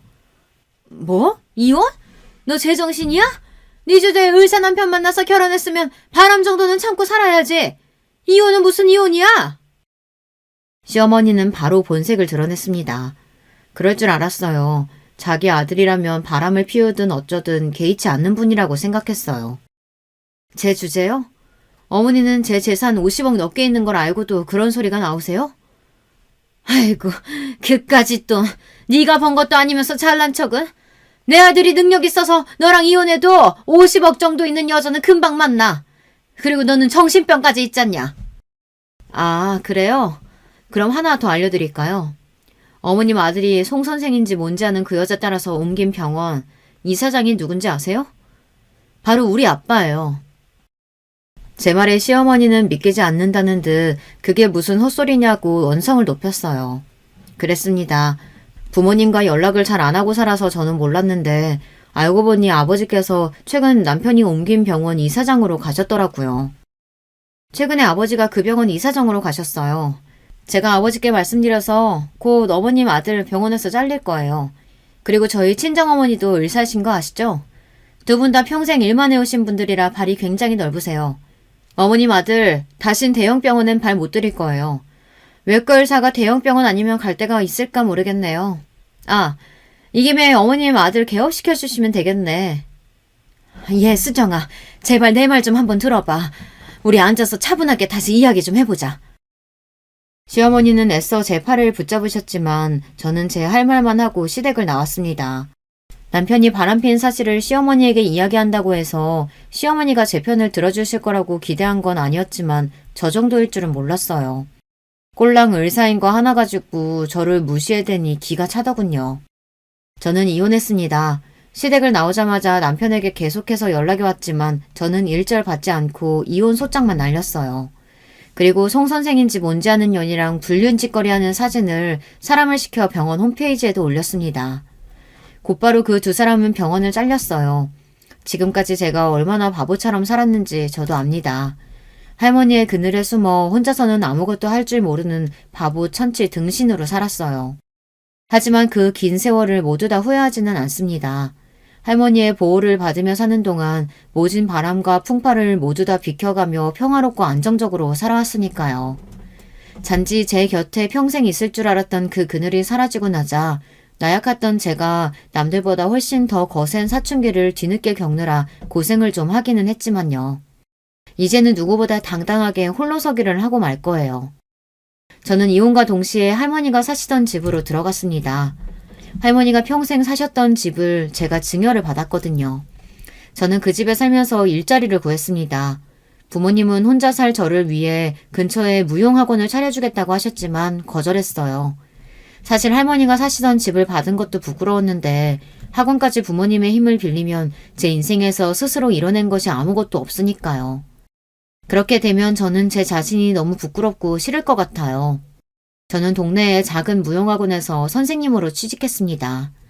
40이 넘어서야 첫 직장을 구했다는 게 부끄럽고 민망하기도 했지만 그래도 지금부터가 다시 시작이라는 마음으로 기죽지 않고 당당하게 살아가기로 했습니다. 저에게도 새로운 목표가 생겼어요. 시간이 얼마나 걸리게 될진 모르겠지만 제가 번 돈으로 제 무용학원을 꼭 차릴 거예요. 그리고 혼자 밥도 만들어서 먹고 버스나 지하철도 타고 다닐 겁니다. 부끄럽지만 뒤늦게나마 하나하나 부딪히면서 살아나갈 거예요. 제 이야기를 들으시면서 한심하고 뭐 이런 애가 다 있나 싶으셨겠지만 그래도 지난 날을 반성하고 다시금 새로운 삶을 시작하려는 저를 여러분께서 댓글로 많이 응원해주세요. 따끔한 잔소리도 해주시면 달갑게 듣겠습니다. 지금까지 저의 한심한 인생 이야기 들어주셔서 너무 감사해요. 저는 앞으로 후회하지 않는 삶을 살기 위해 정신 바짝 차리고 살겠습니다. 여러분, 두 번째 사연 시작하기 전에 좋아요, 구독 꼭 눌러주실 거죠? 그럼 두 번째 사연 바로 시작합니다. 안녕하세요. 저는 서울 강남에서 부동산을 운영하고 있는 아줌마입니다. 대학을 졸업하고 공인중개사 자격증을 따자마자 이 일을 시작했으니 벌써 30년이 다 돼가네요. 제가 이 강남 바닥에서 부동산 시장에 30여 년을 몸담는 동안 강남의 위상은 단 한 번도 대한민국 최정상에서 내려와 본 적이 없습니다. 지금도 계속해서 강남의 가치는 하늘을 뚫고 올라갈 정도죠. 아무튼 오늘은 부동산 이야기를 하자고 사연을 보낸 것은 아니고요. 이렇게 강남의 지리와 사정에 훤한 저를 이용해 먹으려던 동서를 시원하게 혼내준 얘기를 들려드리려고 해요. 잠깐 제가 잘한 얘기만 빠르게 하고 넘어갈게요. 저는 70년대 초반에 서울의 양재동에서 태어났어요. 저희 집은 엄청나게 부자는 아니었지만 아버지가 말죽거리에서 장사를 오래 하셔서 자라는 내내 딱히 부족함은 없는 중산층 가정에서 자랐습니다. 지금이야 양재동이 부자도 많이 살고 좋은 동네지만 그때 당시엔 논밭만 가득한 허허 벌판이었거든요. 영화 말죽거리 잔혹사에 나오는 풍경을 보시면 알 수 있듯이 제가 나고 자랄 때까지만 해도 땅값이 크게 오를 거라는 소문만 무성했지 실상은 요새 시골 허름한 읍내랑 비슷한 정도였어요. 그런데 어느 순간 무섭게 집값이 오르고 땅값이 치솟더니 제가 고등학교 졸업할 때쯤에 강남은 명실공히 대한민국을 대표하는 부의 상징이 됐습니다. 오렌지족, 야타족 이런 말들 기억나시죠? 딱 그때 당시에 압구정동, 청담동 등을 누비면서 신나게 놀러다니던 돈 많은 집 자식들을 부르던 말이었죠. 하지만 저희 집이랑은 거리가 먼 얘기였습니다. 아쉽게도 저희 집은 강남권에 위치하고 있긴 했지만 완전히 강남의 중심권은 아니었던 데다가 아버지는 평생을 말죽거리에서 사셨으면서도 그런 부동산 투자 쪽에는 영 감각이 없었거든요. 아이고, 남들은 다 미리부터 야금야금 땅을 사서 되팔고 또 되팔고 해서 수십억씩 벌었다던데 우리는 꼴랑 이 집 한 채밖에 남은 게 없네. 옆 가게 김씨네도 10년 전에 사둔 땅 팔아서 재미 좀 봤다지. 아이 어째 우린 그런 복이 한 번도 안 굴러 들어온다냐. 이렇게 아버지는 잊을만 하면 남의 집 땅값 오른 얘기에 배 아파하시면서 툴툴대곤 하셨죠. 학교 공부와 크게 연이 없었던 저는 어찌어찌 겨우 수도권 대학을 졸업하고 앞으로 뭐를 해먹고 살아야 하나 고민을 하고 있던 중이었습니다. 딱히 하고 싶은 것도 없었고 결혼 상대가 있었던 것도 아니었는데 그렇다고 아버지 가게를 물려받기는 또 싫었거든요. 그러던 중에 아빠가 그렇게 놀고만 있을 거면 맞은편 박신의 부동산에 가서 알바라도 하라고 잔소리를 하는 통에 발을 들여놓았던 부동산 일이 제 평생의 업이 됐습니다. 남편과는 그 박씨 아저씨네 부동산에서 만났습니다. 남편도 저처럼 대학 졸업하고 빈둥대고 있다가 부모님 성화에 못 이겨 부동산 공부나 좀 해볼 겸 여기에 취직을 하게 된 거였죠. 남편이나 저나 처음엔 자격증도 없으니 문서 정리나 손님 맞이 따위에 잡일만 하다가 둘 다 박씨 아저씨 어깨 너머로 하나씩 배우는 부동산 일이 재밌어서 본격적으로 함께 자격증도 공부하고 실무에 하나둘씩 손을 대게 됐습니다. 그 과중에 정이 들어서 사내 연애를 하게 됐고 2년여의 연애 끝에 결혼을 하게 됐습니다. 지금 생각해보면 박씨 아저씨를 포함 꼴랑 4명 있는 조그만 부동산이었는데 사내 연애라는 표현이 조금 민망하네요. 그렇게 결혼과 동시에 남편과 저는 저희에게 일을 가르쳐 주셨던 박씨 아저씨의 품을 떠나 좀 더 강남 깊숙한 곳에 저희의 부동산을 차렸습니다. 불경기에도 어느 정도 먹고 살 만큼 수입이 들어왔고 연년생 2딸도 낳아서 무사히 잘 길렀습니다. 이대로 한평생 살다가도 별다른 여한이 없겠다 싶을 정도의 평온한 인생이었죠. 세상 얄미운 건방이 하늘을 찌르는 동서가 등장하기 전까지는요. 먼저 도련님의 얘기를 조금 하자면 결혼 전 도련님은 빈둥대던 남편과 달리 온 동네가 알아주는 수재였습니다. 그때 당시 경기 중 경기고를 수석으로 졸업하고 서울대마저 수석 입학, 수석 졸업을 했으니 시댁의 기대와 사랑을 한 몸에 받았던 것은 말할 것도 없죠. 그렇게 서울대 수석으로 의대에 진학한 도련님은 같은 과 2학년 후배인 동서와 연애하다가 동서가 인턴 생활을 마칠 때쯤 본격적인 결혼 얘기를 주고받았죠. 동서 역시 공부 하나로는 전국을 주름잡던 천재였는데 이미 두 사람의 연애 시절부터 시어머님의 편에는 극을 달렸습니다. 저와 남편의 연애 시절부터 상견례하는 날까지 저에 대해서는 별 관심도 질문도 하지 않았던 시어머니였습니다. 그런데 도련님이 의사 여자친구를 만난다고 하니까 교제한 지 2달도 채 되지 않았는데 그때 당시 자취하던 동서를 위해 반찬이며 밥이며 도련님 손에 들려보내고 절기마다 명절마다 선물에 건강식에 아주 상전 모시듯 했다고 하네요. 저는 동서가 건방이 하늘을 찌르게 된 데에는 시어머님의 이런 태도도 크게 한몫했다고 생각합니다. 시어머니의 아직 결혼도 안 한 예비 동서와 저를 차별하는 모습에서 알 수 있듯이 남편과 도련님을 어렸을 때부터 대놓고 차별을 했다고 했어요. 공부하는 담을 쌓고 놀러다니기 바빴던 남편과 달리 항상 부모님 말씀을 잘 듣고 전교 1등을 놓쳐본 적이 없는 도련님은 그야말로 시부모님의 사랑을 독차지했죠. 그래도 별다른 큰 사고 한 번 친 적 없는 착한 남편이었는데 장남인데도 불구하고 차별을 받는 남편이 늘 불쌍했죠. 어디 모임에 나가서도 늘 도련님 자랑만 하시고 남편 얘기는 잘 꺼내지도 않으셨어요.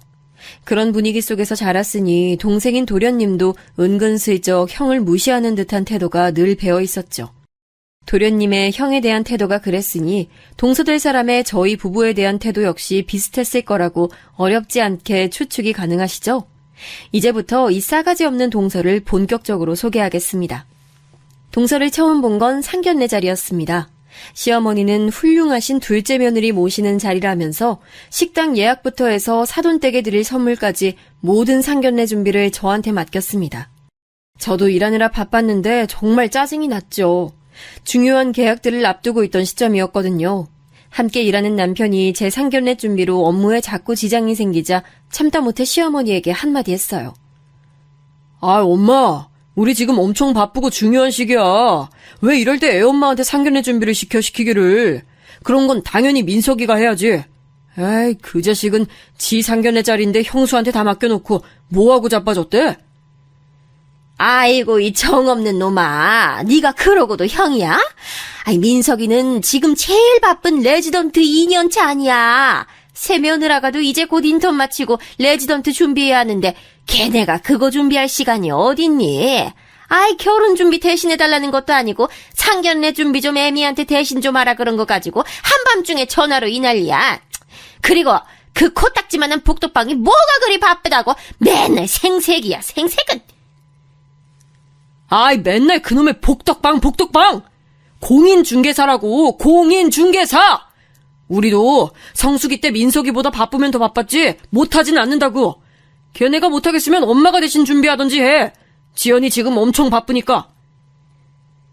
아니, 쓸개 빠진 자식이 지 동생 결혼하는데 도움은 못 줄 망정 지 마누라만 편들고 앉아있네. 아유, 내 팔자야. 아우, 됐어, 오빠. 여보세요? 어머님, 저예요. 저 진짜 이번 한 번만 도련님 대 도와드리는 거예요. 그래도 나름 집안의 경사라고 저도 있는 짬 없는 짬 다 내서 도와드리는 거니까 다시는 이런 거 저 시키지 마세요. 잘난 도련님 대 의사 부부는 당연히 제가 앞으로 도울 일도 별로 없겠네요. 저는 심술이 나서 시어머니께 한껏 쏘아붙이고 전화를 끊었습니다. 그리고 그렇게 바쁜 와중에 준비한 상견례 날이 다가왔습니다.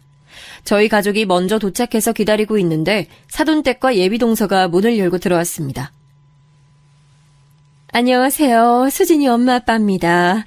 귀하게 키운 우리 외동딸 잘 부탁드립니다. 아유, 안녕하세요, 사부인. 어서 이쪽으로 앉으세요. 아유, 수진이 오랜만이다. 그래, 밥은 잘 챙겨 먹고 다니니? 네, 어머님. 그런데 이 식당 누가 잡은 거예요? 안녕하세요. 반가워요. 저는 이제 수진 씨 손윗동서들 박지연이라고 해요. 이 식당 제가 예약했는데 어떤 것 때문에 그러세요? 아직 민석 오빠한테 얘기 못 들으셨구나? 저는 한식 별로 안 좋아하거든요. 그래서 이왕이면 파인다이닝으로 잡아달라고 오빠한테 얘기했는데 전달이 잘 안 됐나 보네요? 그래도 굳이 한정식집으로 잡으실 거면 좀 더 깔끔하고 수준 있는 곳으로 잡으셨으면 좋았을 뻔했어요. 다음부턴 신경 좀 더 써주세요. 저희 부모님도 먹는 거에 많이 예민하셔서요. 처음에는 내가 지금 잘못 들은 건가 몰래카메라인가 하는 생각이 들 정도로 예비동서의 태도는 상식 밖을 훨씬 넘어서는 수준이었습니다. 아니 무슨 미식 품평회 하는 자리도 아니고 양가가 마주하는 상견례 자리인데 거기서까지 꼭 자기가 좋아하는 파인다이닝인지 뭔지 해서 처먹어야 하는 걸까요? 저희 가족은 다 한식 좋아하고 사돈댁도 다 한정식집이 괜찮다고 전해 들어서 이곳으로 잡은 건데 굳이 그걸 처음 만나는 자리에서 어필을 해야 하는지 이해가 가질 않았어요. 게다가 제가 손윗동서인데 아랫사람이나 부하 직원 대하듯 하는 그 태도에 저는 경악을 금치 못했죠. 그러셨어요? 그런데 동서는 파인다이닝인지 파인애플 다이닝인지 해서 주로 음식을 즐겨 드시면서 눈치도 같이 밥 말아 드시나 봐요. 저도 일하면서 정신없는 와중에 동시에 이 상견례 자리까지 준비한 건데 본인 식성에 안 맞는다고 준비한 사람 성의를 이렇게 무시하는 건 좀 아닌 것 같네요? 저는 참지 않고 그 자리에서 바로 쏘아붙였습니다. 여기서 기가 밀리면 앞으로도 평생 시달릴 것 같은 느낌이 들었거든요. 부동산 일을 오래 하면서 여러 사람을 만나다 보니 이 동서라는 사람도 어떤 인간인지 그 자리에서 대번에 파악할 수 있었습니다. 네? 뭐라고요? 엄마, 지금 이 아줌마 뭐라는 거야? 나 잘못 들은 거 아니지? 아줌마가 아니고 형님이요, 형님. 이제 가족들 사이인데 호칭 정리 분명히 좀 부탁드릴게요. 너 지금 사돈어른도 계신데 이게 뭐 하는 거야? 아유, 사부인, 사돈어른. 제가 대신 사과드리겠습니다. 얘가 복덕방에서 손 사기꾼 같은 질 낮은 손님들만 상대하다 보니 이렇게 억세고 거칠어요. 이해 좀 부탁드립니다. 아니, 아무리 그래도 그렇지 이런 무례한 경우가 어딨어요? 이 결혼 아무래도 다시 생각해봐야겠네요. 사위 될 사람이 아주 능력이 출중해서 사부인 댁을 긍정적으로 생각하고 있었는데 맏며느리라는 사람이 이렇게 예의가 없으니 원. 오늘은 더는 불쾌해서 이 자리 못 있겠네요. 저희 먼저 일어납니다. 아이고, 사부인, 사돈어른, 수진아! 결국 그날 상견례 자리는 식사도 제대로 하기 전에 파토가 났습니다. 네가 아주 우리 집안을 망하게 하려고 작정을 했구나. 다른 날도 아니고 상견례 자리에서 그게 어디서 배워먹은 못된 성질머리야. 너 지금 당장 쫓아가서 사돈댁이랑 둘째 아가한테 잘못했다고 싹싹 빌어. 어머님은 지금 저 동서될 인간이 저한테 무례하게 군 거는 생각도 안 하세요? 저뿐만이 아니라 저희 집 전체를 무시하는 태도였다고요. 그런데도 저기 집의 편만 드세요? 아, 여보, 일단 잠깐 참아봐. 엄마, 일단 오늘은 날이 아닌 것 같으니까 다들 진정하고 돌아가서 다시 대책을 강구해보자. 민석이 너도 일단은 사돈 어른들께 잘 말씀드려서 다시 날 잡는 걸로 하자. 저랑 시어머니마저도 크게 싸울 분위기가 되자 남편이 나서서 말리는데 도련님이 거기다 대고 한마디 덧붙였습니다. 젠장, 가족이란 것들이 도움은 주지 못할 망정 아주 내 신세 망치려고 작정을 했네. 뭐 임마? 너 지금 뭐라 그랬어? 이 자식이 진짜 죽으려고. 너 일로 와봐! 남편과 동생은 그 자리에서 멱살을 잡고 우당탕탕 주먹 다짐을 하는데 영락없는 막장 드라마의 한 장면이었습니다. 처음엔 주먹이 몇 번 오가더니 온몸이 뒤엉켜서 주변 테이블이며 접시며 바닥에 다 쏟아지고 두 사람의 옷은 다 찢겨서 걸레짝이 됐습니다. 각종 숫자와 동물이 들어간 욕은 다 나오고 형제끼리 죽이네 살리네 난장판에 벌이는데 칼만 안 들었지 진짜 무슨 큰일 난 줄 알았습니다. 결국엔 경찰까지 출동하고 가족 간의 문제라고 겨우 경찰들을 설득해서 돌려보낸 뒤에야 상황이 일단락됐죠. 엄마, 난 민석이 저 새끼 다신 안 보고 살라니까 저쪽 집안이랑 결혼을 하든 쌈을 싸먹든 나랑 지연이는 이제 가족 행사에 부르지 마. 결혼식도 부르지 말고 대가리 좋은 잘난 아들내미랑 며느리 맞이해서 평생 행복하게 사시오. 남편은 그렇게 시어머니께 쏘아붙인 뒤 제 손목을 잡고서는 그 자리를 박차고 나왔습니다. 그렇게 며칠이 지났을 때였죠. 남편과 함께 정신없이 일하고 있는데 누군가 문을 두드리길래 평소대로 손님을 맞이하려고 했습니다. 어서 오세요. 대명부동산입니다. 도련님? 도련님이 여기 어쩐 일로 오셨어요? 개업할 때도 공부한다고 코빼기도 안 비친 도련님이 웬일로 저희 가게에 처음으로 방문을 했습니다. 아이고, 이게 누구야? 잘나신 의사 양반 아니야? 위대하신 닥터 선생 장민성님께서 이 쓰러져가는 썩은 복덕방엔 오인일로 행차하셨습니까?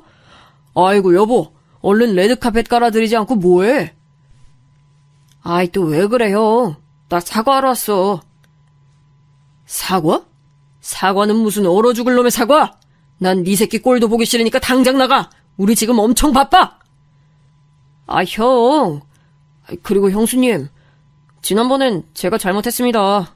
한 번만 용서해 주세요. 저랑 수진이가 그날은 많이 무례했습니다. 아, 얼른 들어오지 않고 뭐해? 도련님은 그렇게 사과를 하더니 문 밖에 누군가에게 들어오라고 손짓을 하는데 그 사람은 다름 아닌 예비동서였습니다. 안녕하세요. 민석 오빠 말 듣고선 저도 많이 생각해봤어요.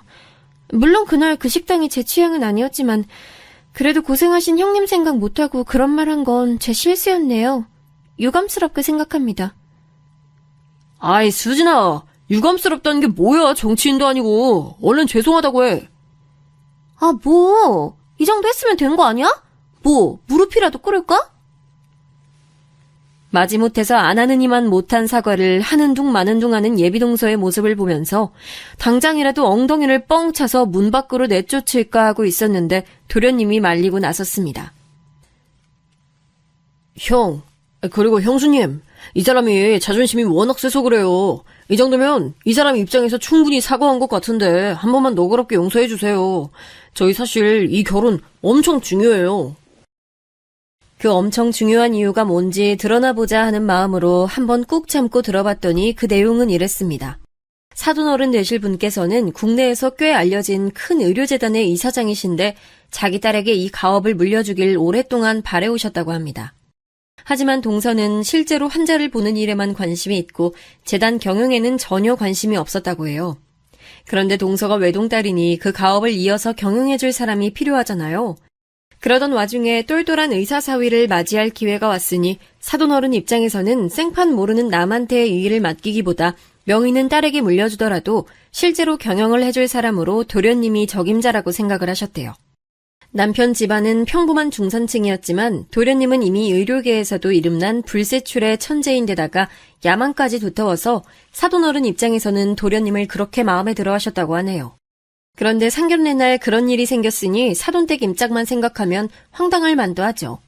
자신의 야망을 포기할 수 없었던 도련님은 이번 기회를 놓치면 언제 다시 그런 큰 기회가 찾아올지 모르기 때문에 그 센 자존심을 꺾고 저희에게 사과를 먼저 해온 것이었어요.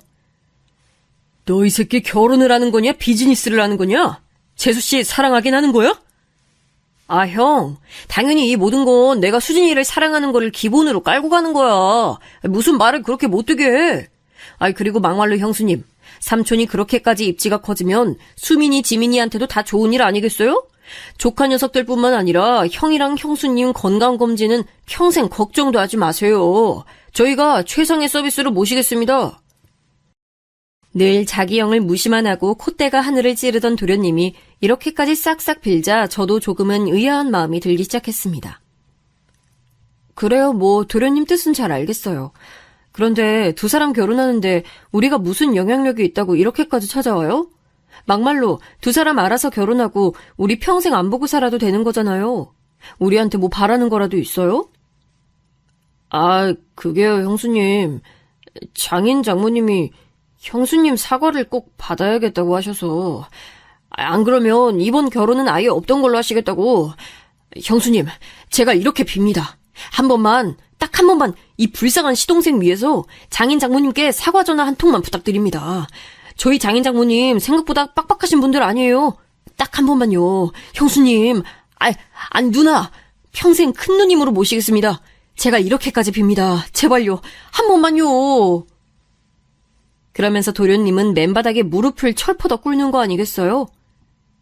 아이고, 지랄이 났다, 지랄이 났어. 당장 일어나서 꺼지지 못해! 아, 형, 내 말 들어줄 때까지 안 나갈 거야. 제발. 급기야 도련님은 남편의 바지가랑이까지 붙들고 바닥에 늘어지기 시작했습니다. 도련님은 늘 욕심이 많은 줄 알았으나 이렇게까지 성공력이 강한 사람인 줄은 그때 처음 알았습니다.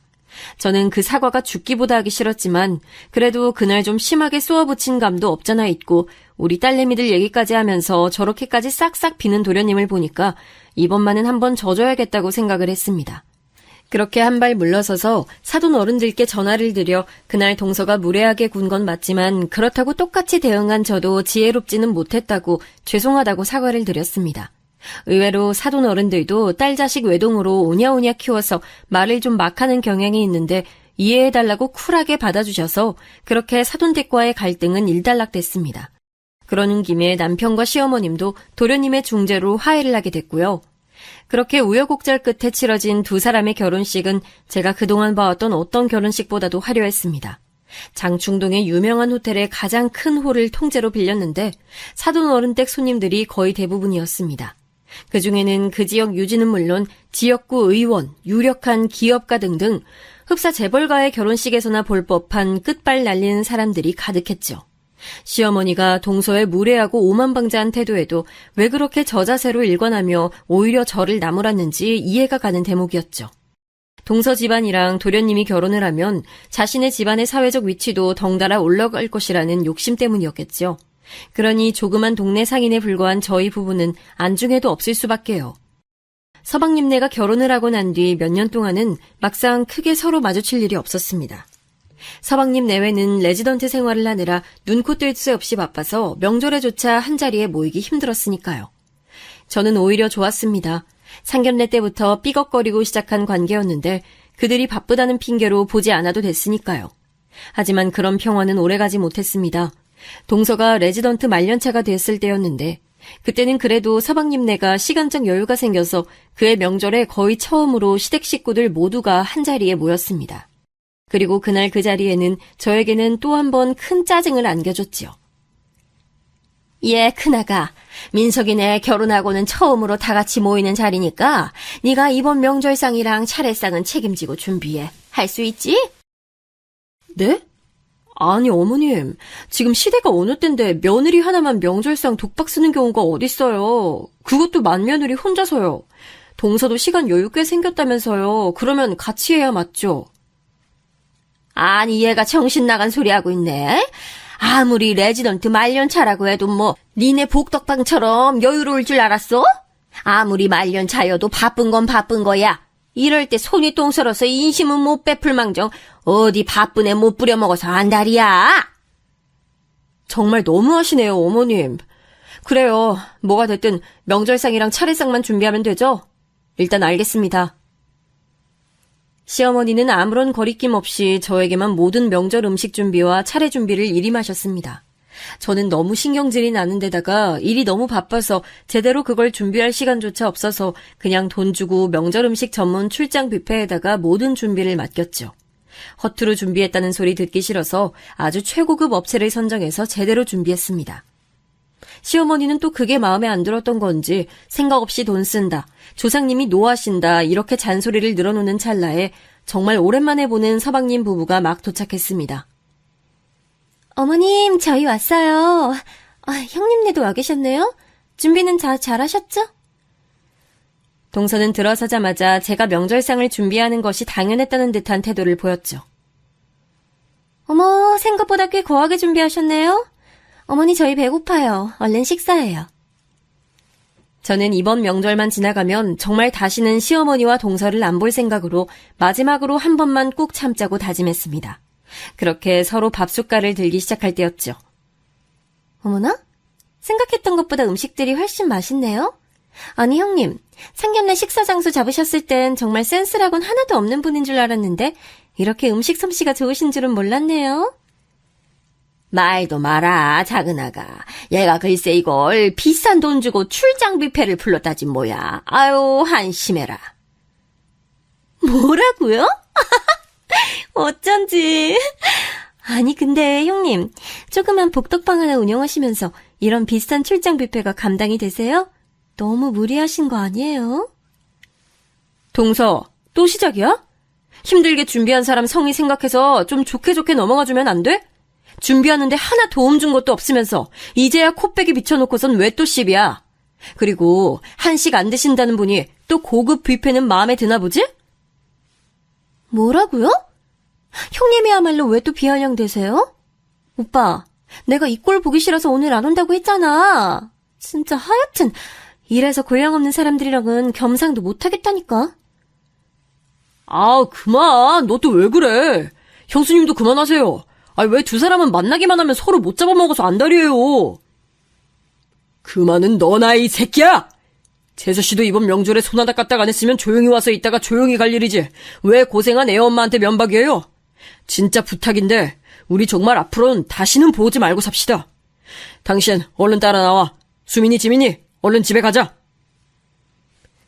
그렇게 서방님 내외와 함께한 첫 명절은 상견례 때와 비슷하게 다시 한번 파토가 났습니다. 이대로라면 영원히 안 보고 사는 게 서로에게 좋겠다는 생각이 들었습니다. 그렇게 몇 년간 서방님 내외와는 완전히 교류를 끊고 살고 있었는데 어느 날 시어머니가 남편에게 다급히 전화를 했습니다. 아이고, 준서가, 이를 어쩌면 좋아.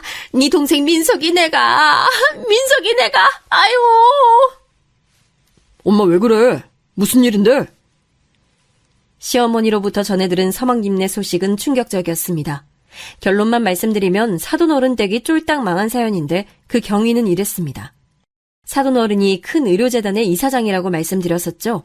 그런데 사돈어른은 돈 욕심 때문에 의사 면허가 없는 사람들에게 불법적인 돈을 받고선 재단의 이름을 빌려주고 병원을 차리게 해줬다고 합니다. 흔히 말하는 사무장 병원이라는 건데 그때 당시에 사회적으로 큰 이슈가 됐던 큰 사건입니다. 한마디로 무허가 의료인이 의사라는 타이틀을 걸고 불법 의료행위를 일삼는 병원인 거예요. 그중에는 그나마 실제 의사를 바지사장으로 앉혀놓고 진료를 보게 한 다음 실질적인 수입만 챙기는 사람도 있었는가 하면 정말 위험하게도 의사 면허가 없는 사람이 실제로 환자의 진료를 보는 경우도 있었다고 합니다. 둘 다 불법 행위지만 전자는 그래도 진짜 의사가 환자를 진료하는 반면에 후자는 의사 면허가 없는 사람이 환자를 진료까지 하면서 그 이득까지 챙기는 형태이기 때문에 정말 위험하고 반드시 근절되어야 할 일이었죠. 그런데 그렇게 불법적으로 재단의 이름을 내준 병원이 수십 곳이었다고 하니 사돈어른이 저지른 죄는 엄청난 중죄였습니다. 사돈어른은 그 일이 밝혀지자마자 법정 구속이 되었는데 문제는 거기서 끝이 아니었습니다. 사돈어른이 의료재단 일 외에도 이것저것 벌려놓은 사업이 여럿 있었는데 구속이 되자마자 투자자들이 모든 투자를 철회하고 사돈어른을 사기죄로 고발했습니다. 그렇게 사돈어른의 재단과 벌려놓았던 사업은 하루아침에 폐가망신을 하게 됐죠. 서방님은 다행히 아직 사돈어른의 재단일에 본격적으로 참여를 한 게 아니었기 때문에 법의 철퇴는 피해갔지만 순식간에 빚더미에 앉은 처가댁을 일으키느라 여념이 없었죠. 그때 당시 이제 막 조교수로 부임했던 때라 처가의 폭풍을 혼자서 다 막아내기엔 역부족이었습니다. 콧대 높던 동서도 하루아침에 집이 쫄딱 망하자 어찌할 바를 모르고 발을 동동 구르고 있었습니다. 저는 솔직한 마음에 세상 지잘난 맛에 살던 동서가 쫄딱 망했단 소리를 듣고 통쾌하기도 했습니다. 그리고 비교적 신사적으로 보였던 사돈어른이 그런 불법적인 일들을 저질러 왔다니 놀랍기도 했죠. 시어머니는 막내 아들이 그렇게 고초를 겪고 있다는 걸 알자 장남인 남편에게 어떻게 조금이라도 도와줄 순 없는지 하는 마음에 전화를 건 거였어요. 그게 엄마, 지금 시점에서 우리가 민성이네를 어떻게 도와줄 방법이 사돈어른 변호사 비용 보태드리는 거 말고는 딱히 해줄 수 있는 게 없네. 나도 물론 그 자식 밉다고 안 본 지 몇 년 되긴 했지만 그래도 동생놈 일이니 완전히 외면할 순 없겠는데 지금은 딱히 뭘 더 어떻게 해야 할지 모르겠어. 일단 우리 쪽에서 또 뭔가 도울 방법이 생기면 돕도록 할게. 너무 걱정하지 마, 엄마. 민석이 그 자식 머리 안 한 좋은 놈이니까 어떻게든 이겨낼 거야. 아이고, 내가 못 산다, 못 살아. 일단 알겠어. 일단 내가 다시 연락하마. 그렇게 남편과 어머니가 통화를 끊고 또다시 며칠이 흘렀습니다. 이번에는 제게 전화가 한 통 걸려왔습니다. 네, 대명부동산입니다. 형수님, 저예요, 민석이. 아니, 서방님이 어쩐 일로 저한테 전화를 다 주세요?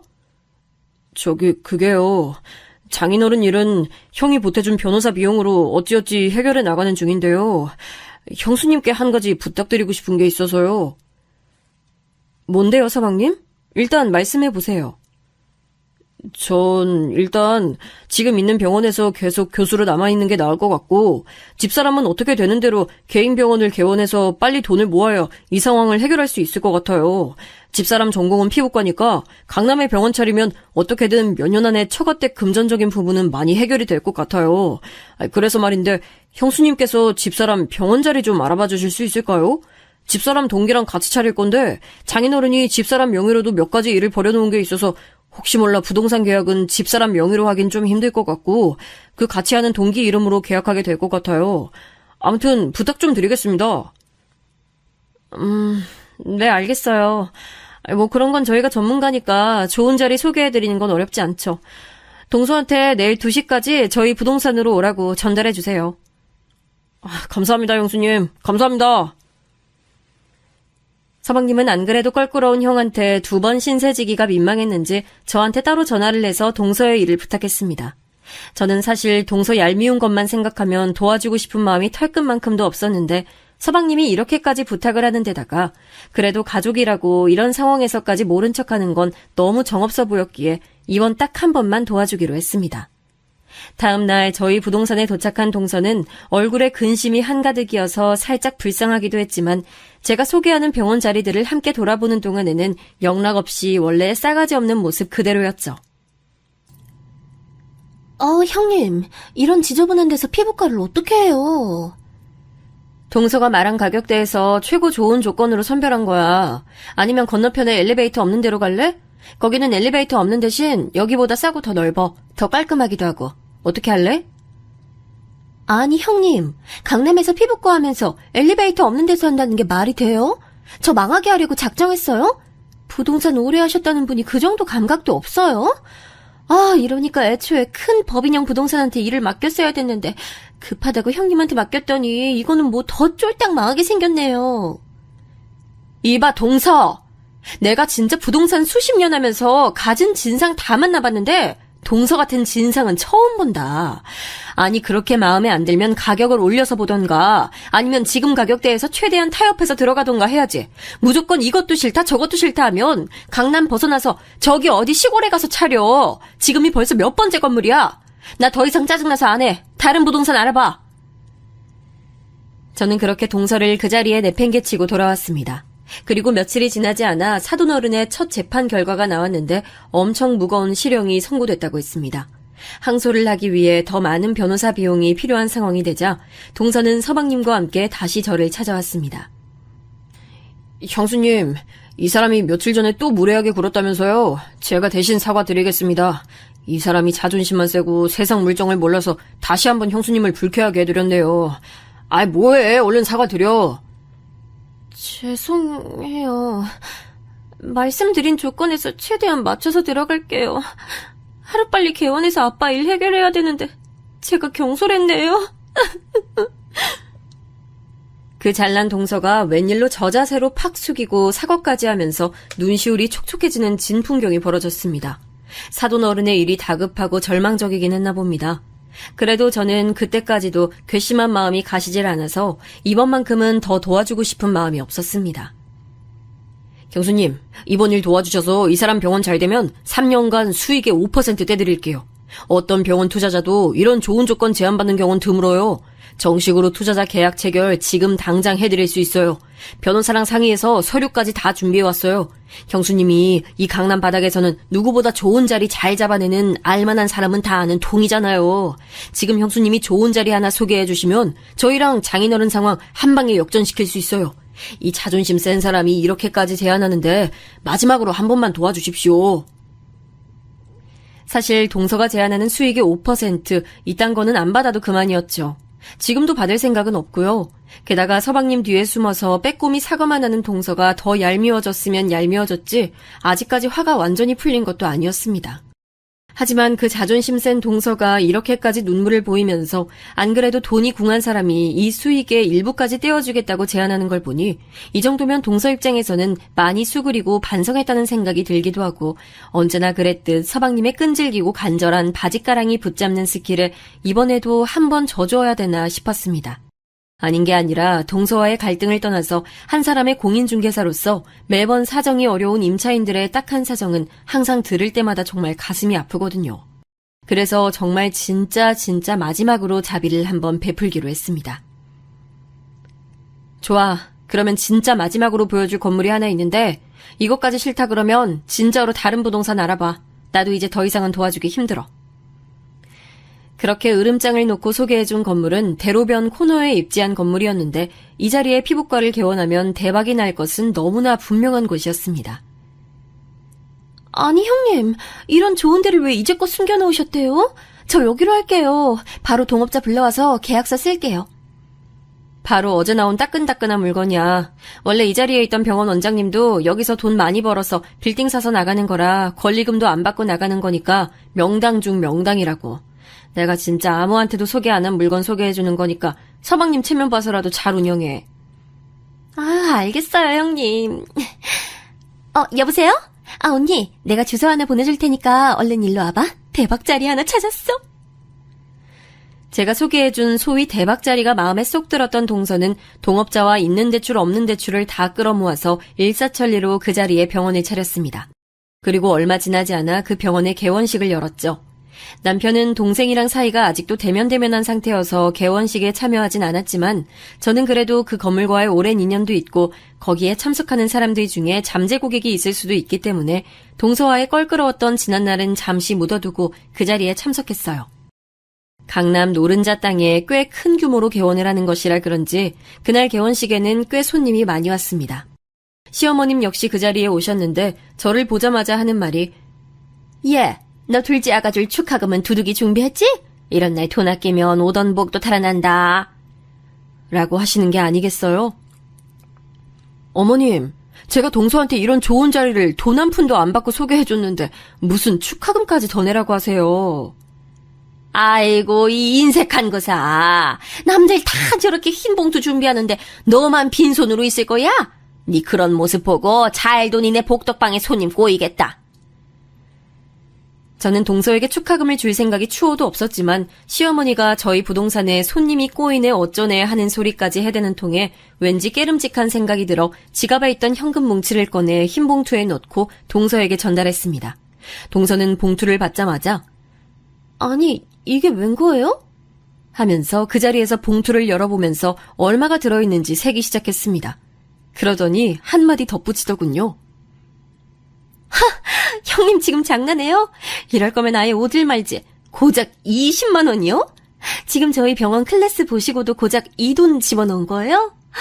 형님이 아까 마신 와인 한 잔만 해도 20만 원 훨씬 넘어요. 지금 제 급하고 이 20만 원이 어울리기나 해요? 진짜 어이가 없네. 저는 동서의 그 말을 듣는 순간 모든 이성의 끈을 놓았습니다. 야, 이 개념 없는 년아. 너 지금 뭐라 그랬어? 급? 급이라고? 진짜 급이 뭔지 보여줄까, 어? 그 자리에서 폭발한 저는 가방에서 부동산 계약서 한 부를 꺼내 동서 얼굴에 던졌습니다. 아니, 지금 이게 무슨 몰상식한 짓이에요? 야, 그 계약서 잘 읽어봐. 뭐요? 이 계약서 뭐요? 전부 다 사인하고 계약금, 잔금 다 입금했잖아요. 아니, 그거 말고 마지막 장 한번 보라고. 도대체 마지막 장 뭘 바라는 거야, 짜증나게. 동서는 마지못해 계약서의 마지막 장을 펴보는데 이내 얼굴이 파랗게 질려버렸습니다. 아니, 이게 어떻게... 업무용 부동산 임대차 계약을 한 번이라도 해보신 분들이라면 계약서 마지막에 임대인 정보란에 빌딩 이름과 소유주의 이름이 함께 나오는 것을 기억하실 겁니다. 그렇게 동서가 계약한 건물의 계약서 임대인란에는 이렇게 선명하게 적혀 있었습니다. 땡땡 빌딩 소유주 박지연 720523 다시 2 땡땡땡땡땡땡. 네, 그 건물의 건물주가 바로 저였습니다. 아니, 형님, 이거 동명이인이죠? 이거 사기야. 사기라고. 사기는 얼어 죽을 놈의 사기. 야, 너 당장 이 건물에서 나가. 잔금 치렀다고 못 내쫓을 것 같지? 그럴 줄 알고 내가 특약사항에다가 니년이 찍소리 못하게 즉시 계약 해지 조건 다 걸어놨으니까 어디 법적으로 걸고 넘어질 거면 그렇게 해보던가. 형님, 잠깐만요. 잠깐만 진정해보세요. 여러분, 지금 잠깐 건물주님과 오해가 생긴 것 같은데 오늘 개업식은 여기서 마치겠습니다. 모두 돌아가 주세요. 형님 저랑 잠깐 얘기 좀 해요. 이게 지금 무슨 상황인 거냐고요? 문자 그대로 제 소유의 건물에 동서가 임차인으로 들어와 있는 상황인 거죠.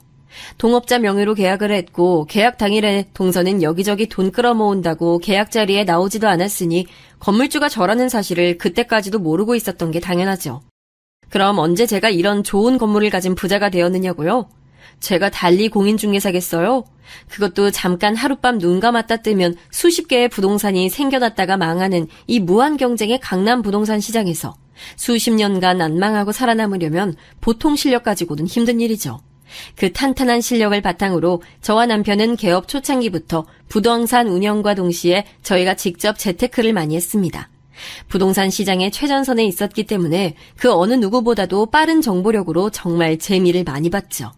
처음엔 조그맣고 다 쓰러져가는 허름한 빌딩부터 투자를 시작해서 계속해서 더 좋은 건물을 사고 되팔고 하는 식으로 수익을 올려서 지금 이 노른자 코너 자리에 위치한 좋은 건물까지 갖게 된 거죠. 그 밖에도 여기저기에 어떤 건물은 제 명의, 어떤 건물은 남편 명의로 몇 채가 더 있습니다. 그동안 티를 안 냈다 뿐이지 저희는 잘나신 의사 집안인 사돈댁이 하나도 부럽지 않은 강남의 자산가들이에요. 아마 부동산 투자를 조금 해보신 분들이나 업계 종사자분들이라면 동서가 처음에 병원 자리를 알아볼 때 계속 마땅한 자리가 없다가 하루아침에 최상급 물건이 나타난 부분에서 조금 의아하셨을 겁니다. 만약 같은 금액 조건에서 계속 찾는다면 갑작스레 이전 물건보다 훨씬 좋은 매물이 바로 다음날 튀어나온 건 불가능하거든요. 다 제가 제 건물에 마침 생긴 공실에 동서를 꽂아 넣어주었기 때문에 가능한 일이었죠. 당연히 원래 받아야 할 보증금과 월세보다 훨씬 적게 계약을 했고요. 서방님의 간절한 태도를 생각해서 그리고 집안이 쫄딱 망한 동서의 처지를 불쌍하게 생각해서 큰 자비를 베풀었는데 자기 급에 안 맞는 축하금 봉투 내밀었다고 건방지게 구는 꼬라지를 보니 더 이상 참지 않고 폭발해버린 겁니다. 형님, 제가 잘못했어요. 한 번만 봐주세요. 아니, 한 번만 살려주세요. 다시는 형님 무시하지 않을게요. 제발 한 번만 살려주세요. 개원식 손님들이 모두 돌아간 자리에서 동서는 제게 무릎을 꿇고 닭똥 같은 눈물을 흘리면서 싹싹 빌었습니다. 아이고, 얘 큰아가. 나도 네가 이렇게 엄청난 사람인 줄 몰랐어. 내가 대신 사과할 테니 이제 그만 작은아가 용서해다오. 다 망한 집안 이렇게 세워보겠다고 이것저것 다 끌어모아서 이렇게 새로 시작하는데 마지막으로 한 번만 자비를 베풀어다오. 결혼 생활 내내 저를 무시했던 시어머니조차도 이전엔 볼 수 없었던 예의 바른 태도로 저를 설득했습니다. 동서, 자네가 얼마나 위대한 집안에서 얼마나 공부를 많이 하고 자랐는진 모르겠지만 아무리 그래도 겉으로 보이는 걸로 사람 함부로 무시하면 안 되는 거야. 알았어? 앞으로 동서하는 거 봐서 계약은 해지하든지 말든지 할 테니까 앞으로 똑바로 해. 이제껏 서방님 봐서 참고 있었는데 한 번만 더 나 열받게 하면 가만 안 있는다 진짜. 네 형님, 알겠습니다. 알겠습니다. 정말 죄송해요. 사실 이미 잔금이 들어온 계약건에 대해서 임대인이 일방적으로 계약을 해지하는 것은 쉽지 않은 일일 뿐더러 가능하다고 해도 그렇게 곧바로 처리할 수도 없습니다. 다만 동서의 태도가 너무 괘씸하니까 겁을 좀 준 것뿐인데 그런 절차도 잘 모르는 동서가 겁을 집어먹고 저에게 싹싹 비는데 제 마음이 얼마나 통쾌했을지 짐작하시나요? 어쨌든 그날 사건 이후로 저는 동서의 완전한 갑이 되었고 동서는 그때부터 이날 이때까지 저를 아주 깍듯이 모시고 있습니다. 참 돈이란 게 무엇인지 하루아침에 사람의 태도를 이렇게 바꿀 수 있는 걸까요? 한편으론 무섭기도 합니다. 아무튼 그 이후로 다행히 동서의 피부과는 엄청 대박이 나서 집안의 빚도 모두 갚고 사돈어른의 재판도 최대한 유리한 쪽으로 이끌어냈습니다.